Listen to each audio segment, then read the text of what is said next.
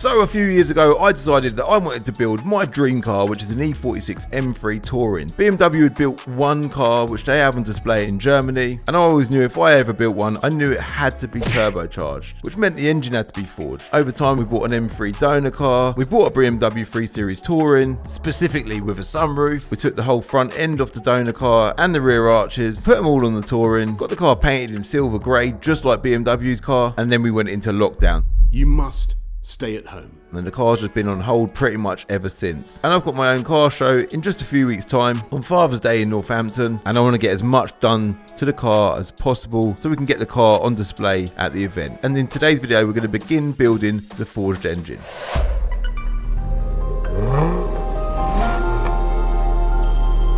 Right, so Will. Hello. We are back with another video on the M3 Touring today. This is the Touring, yeah. Finally, after 2 years, we've actually made time for you and me on it's a Saturday, isn't it? We've locked the front door. Currently at VRS. Customers are all gone, and now we're going to put the bottom end of the engine together. So crankshaft in with bearings, rods and pistons in. We're currently gapping the rings. Okay. So these are the piston rings. So this is going to be a fully forged engine, because the original engines are 343 horsepower from factory. Yeah. This we want to get more power out of it ultimately, don't we? Yeah, we're gonna put a turbocharger on it. So because of that, we need to change various things internally in the engine. An M3 engine is quite a high compression engine, so we need to go down on the compression because we're going to force air into it. So we don't need that high compression. We could keep the high compression, but you'd have to run sort of, if you kept the standard compression and ran E85, it'd make tons and tons of power easier, because it's all about it's pre-detonation, ignition knock and things like that. So because you're going to run 99 on fuel and we don't want too much compression, we're lowering that down in order to run boost to make more power. So a forged engine is the block forged? The block is the standard block. Yeah. That is the original block from the car. It's cast iron. Yeah. The pistons and rods we're using are forged. The crankshaft is the original crankshaft. It's a very, very good crankshaft anyway. And in order to buy a forged crankshaft, it's not really necessary for what we're doing. Cool, so we've got forged pistons. So what sort of power are you expecting to achieve with forged pistons and a big turbo? So with the turbo we're going to run, it's a 90 pounds a minute turbo. So that equates to around about a 900 horsepower turbo. We're not going to run that. That would be what it would achieve. So we've gone a little bit bigger on the turbo because we've got the CCs, i.e. it's a 3.2. We can run a fairly big turbo and it won't be that laggy. Yeah.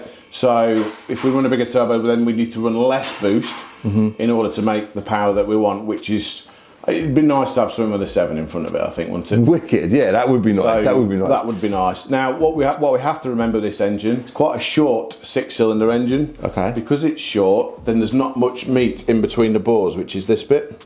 Ah, all right. So what happens is, as the cylinder pressure is trying to force out everywhere, basically. So when the piston comes up, it's trying to force the gas, when it's compressing the gas, out of the side of the engine. So there's not much meat here, so the gasket can push in and out, in through. So we're running a steel gasket, different. It's a Cometic gasket that we're going to run on this engine. This has a squish, which is the top of the piston to the cylinder head, has to be 40 thou. So we've already measured, we've already done some work to the engine already. So I've measured the squish. It was 12 thou below deck, which means I need a gasket that's 40 thou minus 12, which would be a 28 to 30 thou gasket, and then that puts the squish exactly right. So that's the gap between the piston and the head. We're also running ARP head studs and nuts and mains as well. So the ARP head studs will stop the head trying to lift. So when we put in not lots of boost, but when we put the boost we put in the engine, we don't want the head to try and lift off. So if it lifts off, it'll push the gasket out.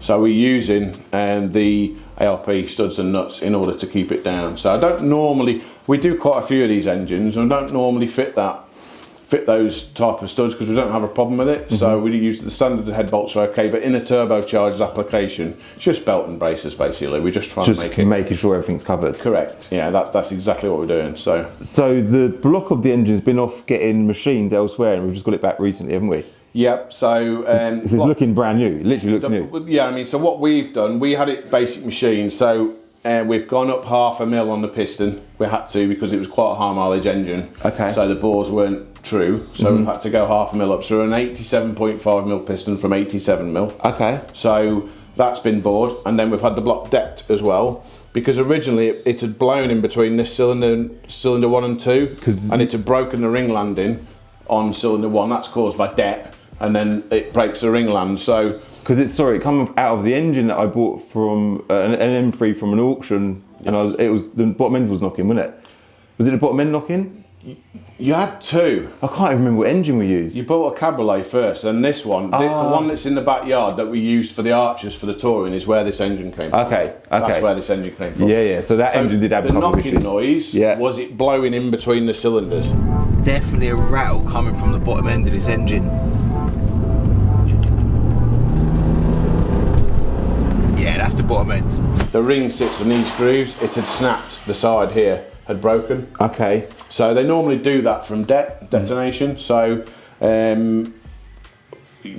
basically, we weren't going to use the pistons. The block was fine.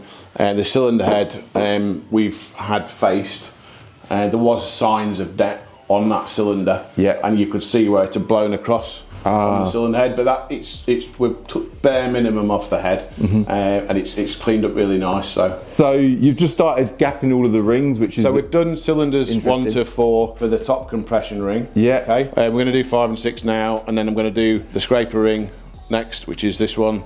So when I set the rings down, normally I'll put them like that to the left. And when I know I've gapped it, I just put it facing away from myself. So it's just a personal preference. Just so you know. Just so I'm not going, have I done that one? Yeah. I don't want to be putting the ring in and out of the bore too many times. So once these are all gapped, then I'll then check the oil rings to make sure they're okay.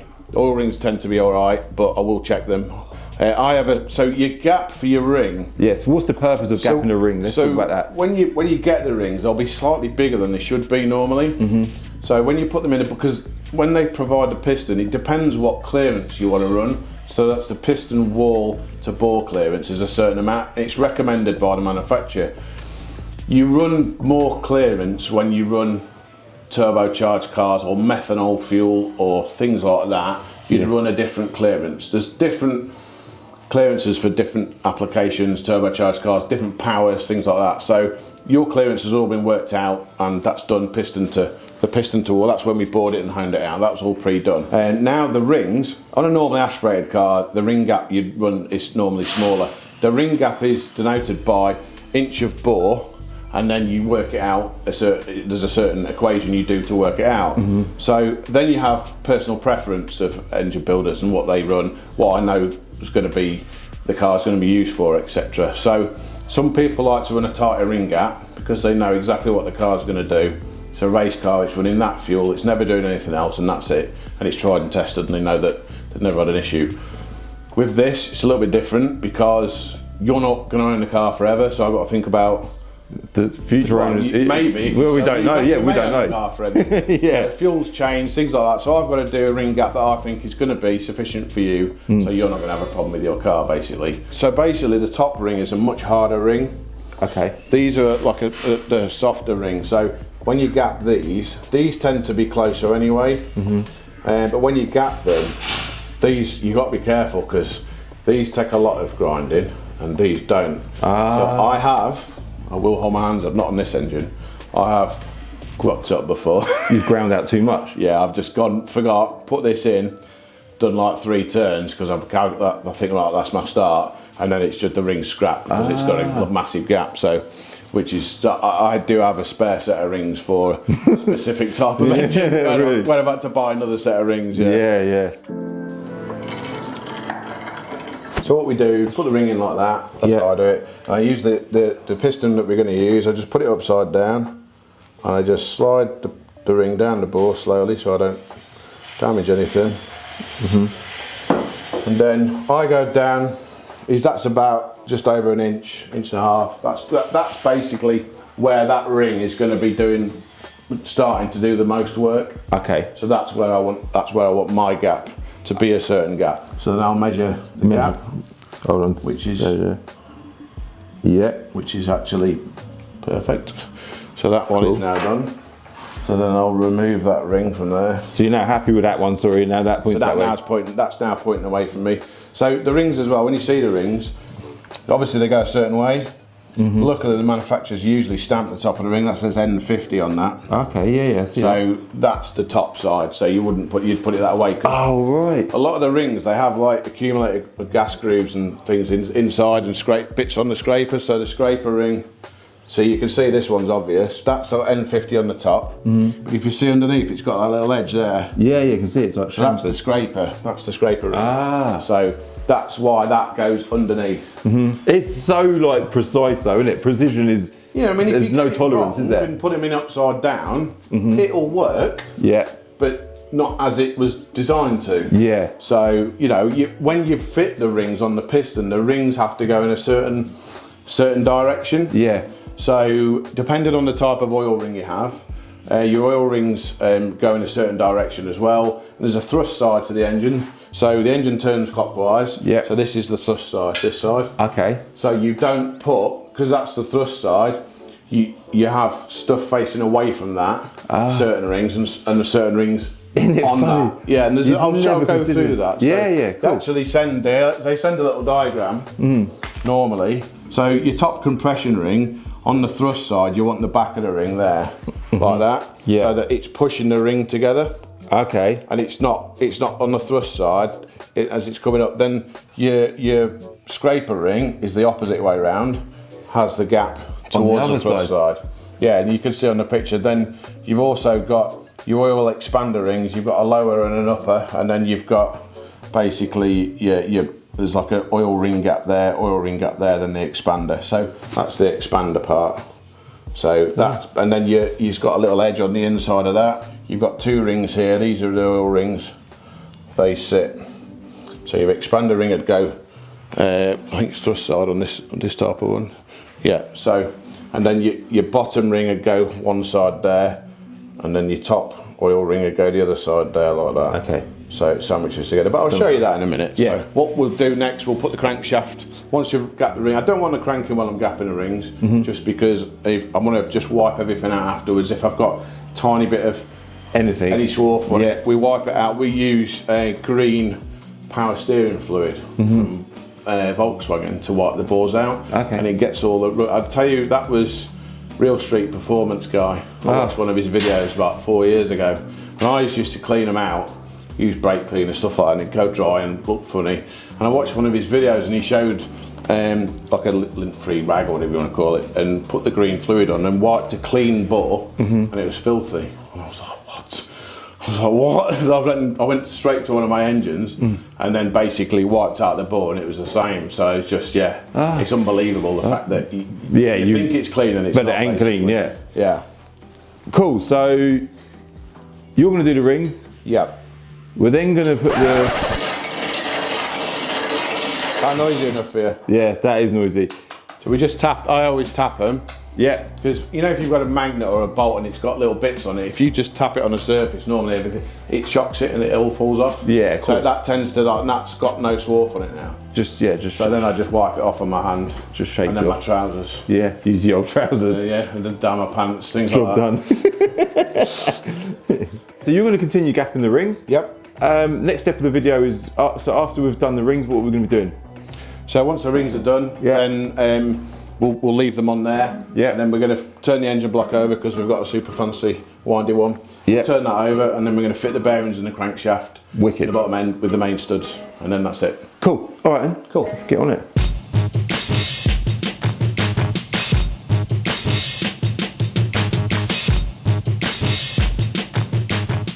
So you're lifting the crank in now, Will, yeah? Yes, this is the crankshaft. Oh, it's going in.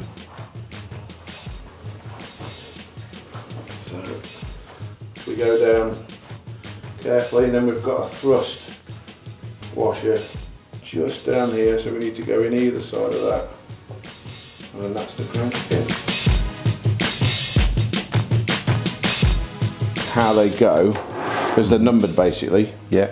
They are actually numbered from the front of the engine anyway, and they go a certain way around. So it has something called a tang or a keeper. Okay. That's what that notch is there. And grooves, yeah. So basically, that must go. If you get it the wrong way around, the crank won't turn, and it will just it'll break the engine. It'll just wreck it straight away. Yeah. So these go a certain way. It goes tang to tang or keeper to keeper, whatever you want to call it. So there's one on here. Yeah. So they go towards each other.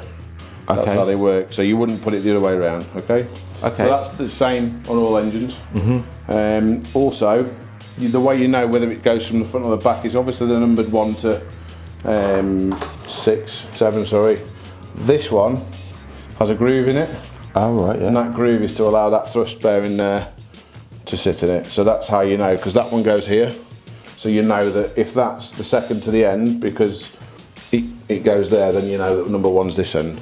Okay. It can't be any other way. Okay. There is only one way it can go. There's only one way it can go. So, all right. Well, you could put them any way you want, but that's how it. Yeah, that's how it is. So wicked. So then we put that, slide that into there. So that one. Wow. And then we'll use this end one as well. These have all been pre-cleaned. Julian's cleaned all the engine prior to this. Tang. So we know that one goes that way around. Like that. That's got a little 7 on it. You must enjoy it though. Yeah, it's quite therapeutic. Yeah, it is. It's kind of like Lego for it's nerve-wracking because you know the first time you start it, my brain's like doing 1,000 mile an hour, thinking about every single bolt and was I chatting to somebody while I was building it and did I, you know? Yeah, did I forget to do something? It's a lot of pressure, isn't it? Yeah, I mean it's someone's pride and joy normally that you're doing it with, and you've just got to make sure that you're doing it as good as possible for them. Yeah. So that looks like a 4, and that was a 5, and it can't be the other one, so that makes that not correct. You always double check your work as well. Yeah. You know.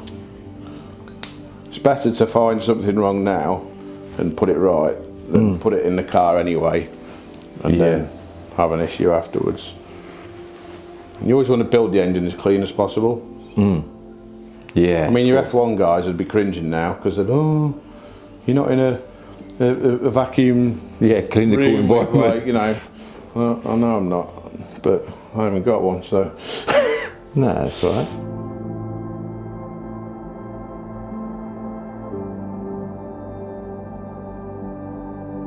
When the nut goes on, so when you're doing the torque setting, it's not the metal sticking on the metal.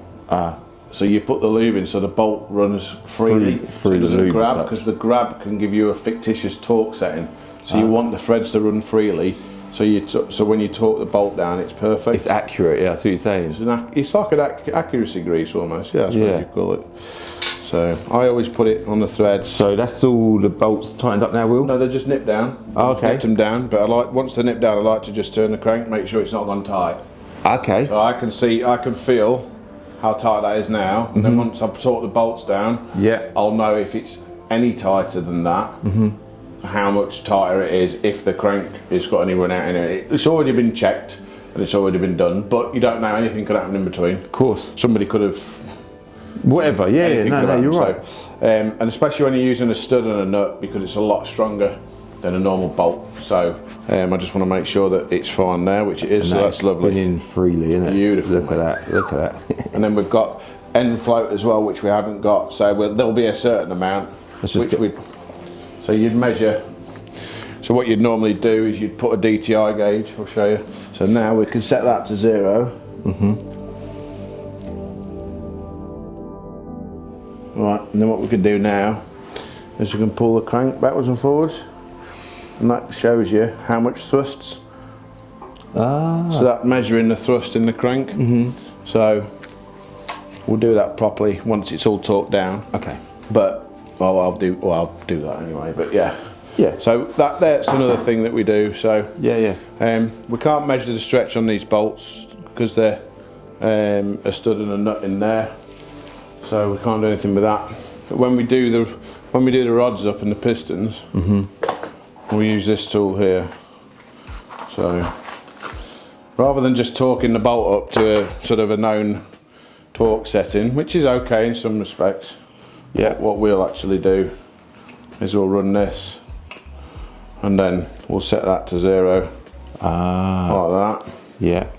And then what we'll do is we'll have a that sits to the side, and then that's what these special little spanners are for. Okay. So that will go on there, over the top of that, and then I can torque the bolt up. While I'm torquing it, I can see how much it's stretching. So I can do it to, the stretch is the perfect way of doing it. Okay. And then you can also see, because I'm using a digital gauge, when I get to the right stretch, it will tell me what the torque is. So I'll know what torque it's gone to, and that must be within a parameter as well. So we use all proper stuff when we do it. To gauge it all, yeah. Yeah, so it just doesn't cost a lot to do it. It doesn't take an extra time, but you know that you put it together properly. Yeah. Yeah, and you're not just guessing on a bolt that, because you see, when I was talking about the bolt getting tight, if the thread is grabbing and it's showing me 50 pounds-feet, but it's not because it's grabbing, if the bolt's not stretched, yeah, the bolt's not tight. It's loose. So so it's just the thread grabbing. So using the stretch gauge will tell me that the bolt has stretched the amount it should have done, and I'll know the torque as well. And if it's too much, then there's a reason for that as well. So then you can stop what you're doing, work out why, and then reassess. Yeah, it's just a good way of doing it. Yeah, no, it makes sense. Right, I need to go and get a socket.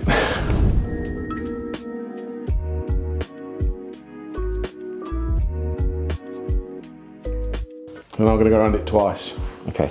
Just to make sure that it's super tight. Yeah. Well, just make sure it's exactly what it should be.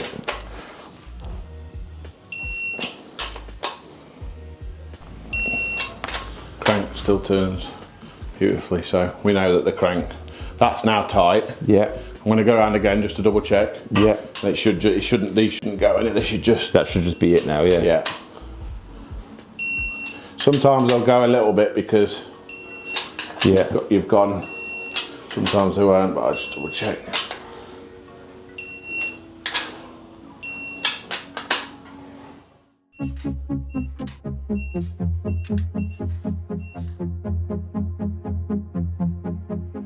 So hold on, so we've just rotated the engine up the other way now, yeah? Yep. So and obviously the pistons sit on the crank. Yep. You've just pushed a piston down with a rod and a bearing. Yeah. So now I'm just pushing that down onto the crankshaft itself. Yeah.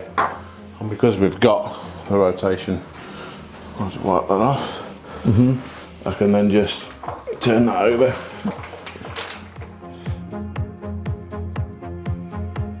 The rod now is on the crank with the bearing fitted in it correctly, and then my tang and keeper is going to go to that side there, and it's 117 and 117. Yeah. So I can push the bolt in there, slide that on. Yeah. Even with the piston in. And it's just obviously that's covered in grease, so it's not damaging the bore. Yeah. And that flies up and down. Just gliding its way up and down. Yeah. So nice. And I just put a little bit on the bottom, and that just stops that moving around. So it kind of like, you have to just feel it like stick to the bore. Oh yeah. So I'll put the piston through. So this is piston number 2. And then line it up. So what you want to do is make sure the rod's going to be parallel like that, because it's the webbing of the crank's there. Yeah. You don't want it on the side because you're going to hit the webbing of the crank. So obviously make sure that the valve pockets are correct side as well, because obviously the piston's sided. So the bigger valve pockets for the inlet valves and the smaller valve pockets for the exhaust valves. Okay. Predominantly an engine will have an inlet valve that's bigger than the exhaust valve. Yeah. And then you just push in. And then you do repeat the process throughout the whole. Yeah, for each cylinder. Cool.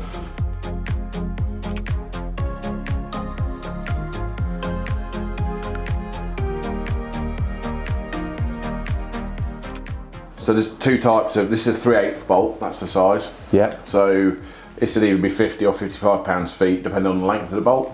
So the length's measured from underneath the head to the end of the bolt. So 1.5 inches of 50 pounds-feet and has a certain amount of stretch. And a 1.6 inch bolt is a 55 pound-feet. So we measure just like that. Yeah. Because I didn't do this before, so I just took a bolt back out. Okay. So then we measure that, we're at 1.5 inches. So, that's that type of bolt. Yeah, yeah. So that has a certain stretch. Yeah. So we'll put that bolt back in. We haven't tightened any of them yet, they've only been nipped. So yeah. We'll put that back in. Now we know the length, so we know what the correct torque setting should be for this bolt now. This goes underneath the bolt and then on top of the bolt. Yeah. And then, because then you can't get a socket on, so we have one of these little spanners with a 3/8 end in it, so we can put that on the torque wrench, so then we can tighten this We get that so it sits neatly on there. Yeah. And we can tighten that. So on our data sheet here, a 3/8 bolt, which is 2000, we want 50 to 55 pounds-feet. Obviously the longer bolt's 55 to 60, but we want 0.051 to 0.055 of stretch, which is there. Yeah. And then if we watch this as well, because this will tell us when we're at 55 pounds-feet. Yeah. Which is the maximum. So you've got that set at 55. 55, that's the maximum we want to do. Yeah. Don't want to exceed that on this bolt. But we do want to check with the stretch as well, so. Yeah. I'll clip that on there. So we go to 50. Yeah. That has gone to there. So we're 1, 2, 4, 6, 5, and each one is 0.05. The bolt's not stretched as far as we want, but we've gone to basically 40. Yeah. 40 thou stretch. Okay. So we're going to come off that one. Yeah. At first. Why? When you say stretch, does that bolt? Yeah, every bolt will stretch as you tighten it up. So that's literally stretching. Yeah. So that's the way we want to be. And I'm measuring how much stretch we're getting. So that's the same. That's 40. Yeah.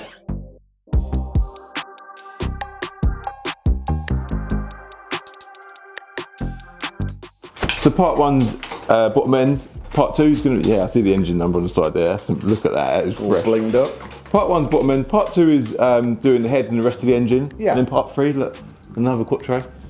So it is actually getting dark now. With it's been a long day. It's been a long day. And then part three, I guess, is possibly the engine going into the car.